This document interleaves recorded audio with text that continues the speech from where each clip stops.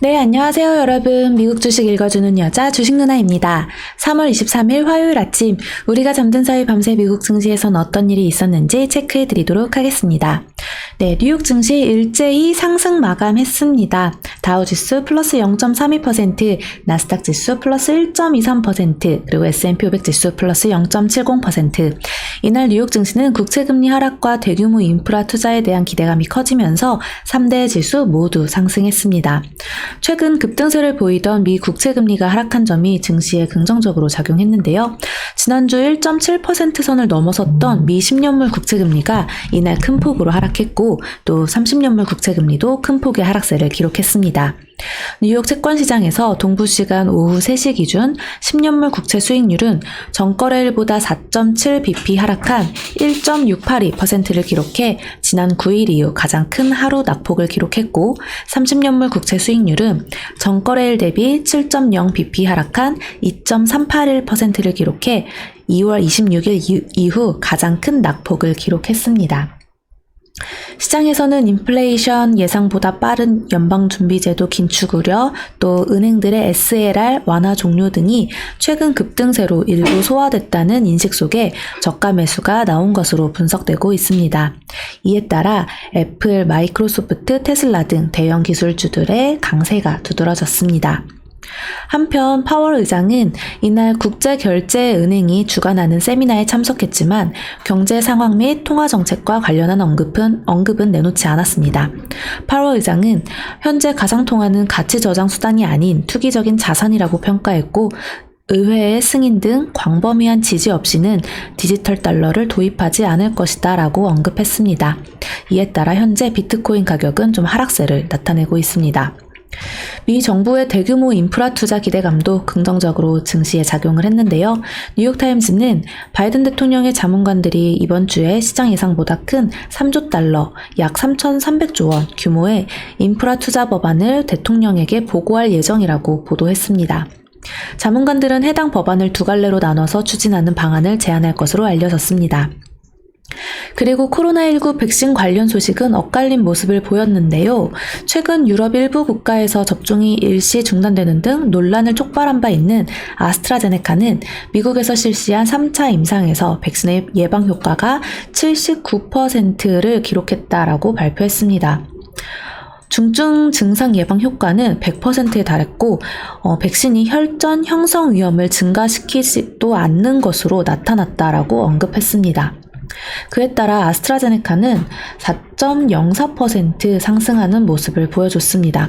하지만 반면에 유럽에서는 변이 바이러스의 빠른 확산으로 독일과 프랑스 등이 봉쇄 조치를 다시 옥죄는 등 상황이 나빠지고 있습니다.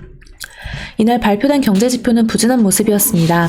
시카고 연방준비은행이 발표한 2월 전미활동지수가 마이너스 1.09로 전월에 0.75에서 하락해 지난해 4월 이후 첫 마이너스 수치를 기록했습니다.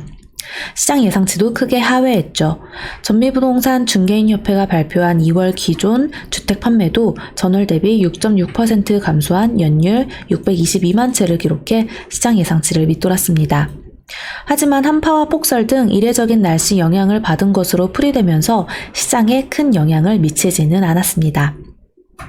이날 국제유가는 소폭 상승했는데요. WTI 4월 인도분 가격은 전거래일보다 0.13달러 플러스 0.21% 상승한 61.55달러에 거래 마감했습니다. 종목별로도 살펴볼게요. 네, 종목별로는 이 반도체 섹터 흐름이 좋았습니다. 어제도 우리나라 반도체 소부장 종목들 흐름이 괜찮았었는데요. 과연 오늘도 그 흐름 세게 이어갈 수 있을지 지켜보면 좋겠네요. 그리고 또 이렇게 인터넷 미디어 쪽 좋았지만 은행 쪽이 좀 안 좋았죠. 국채금리 하락 속에서 그리고 여기 애플, 마이크로소프트, 페이스북, 아마존, 넷플릭스, 테슬라 등 대형 기술주들 흐름이 강했고 반면에 이렇게 은행주, 보험주, JP모건 체이스, 골드만삭스, 뱅크 오브 아메리카 등 은행주들이 지난주 연준 SLR 완화 종료 결정 여파가 이어진 데다 국채금리도 하락세를 보이면서 좀 약세를 기록했습니다. 그래도 카드 쪽은 계속 꾸준히 올라가고 있어요. 우리나라도 삼성카드 어제 흐름 괜찮더라고요. 자, 이제 제약바이오, 헬스, 음식료, 소비재 모두 다 빨간불을 켰고요. 항공 쪽은 조정을 받고 있죠. 그동안 너무 많이 올랐었고 급하게 올랐었고 위에서 지금 조정받고 있는 모습이네요. 그리고 쭉 보면 어제 또 두드러진 게 바로 인프라 투자 이야기가 나왔잖아요. 인프라 투자 기대감 속에서 캐터필러 0.35% 상승하는 것도 체크해 보시면 좋을 것 같습니다. 그리고 관련주로는 DY 파워, 현대건설기계, 진성 TEC 등이 있다라는 거 여러분들 체크하시면 좋고, 또 무엇보다 어제에 이어서 오늘도 이렇게 미국장에서는 수소랑 태양광, 풍력, 신재생 이쪽 섹터가 되게 강하게 움직이고 있습니다. 주식 누나가 이전에 수소랑 태양광 흐름 관련해서 정리해드린 종목들이 있어요. 그거 다시 한번 복습하시면 좋을 것 같습니다. 요즘 또 수소 관련주들 체크해보면 차트가 바닥에서 다시 돌리고 올라오는 자리가 많이 보이더라고요. 태양광은 대표적으로 하나솔루션 등이 있죠. 그리고 전자결제 흐름도 지금 여기 계속 좋았다라는 거 체크해보시고, 우주 쪽은 어제는 버진갤럭틱 홀딩스가 좋았는데 오늘은 이 막사테크놀로지 쪽이 올라간다는 거 체크해보시면 좋겠네요. 현재 또 달러 한번 체크해보겠습니다.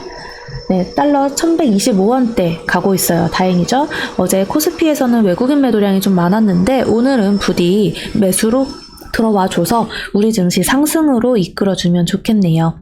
자, 그럼 오늘 미국 증시 마감 브리핑은 여기까지 할게요.